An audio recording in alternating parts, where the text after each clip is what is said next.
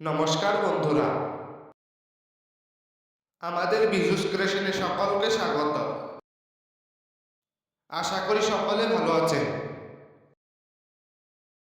বন্ধুরা, আজ আমরা আপনাদের মাঝে শেয়ার করতে চলেছি খারাপ মানুষ চিনতে পারার 5টি উপায়। তাহলে আসুন দেরি না করে আজকের বিষয়টি নিয়ে আগ বাড়িয়ে যাই। তার আগে বন্ধুরা, আমাদের চ্যানেলে নতুন হয়ে থাকলে চ্যানেলটি সাবস্ক্রাইব করে নোটিফিকেশন অন করে দেবেন।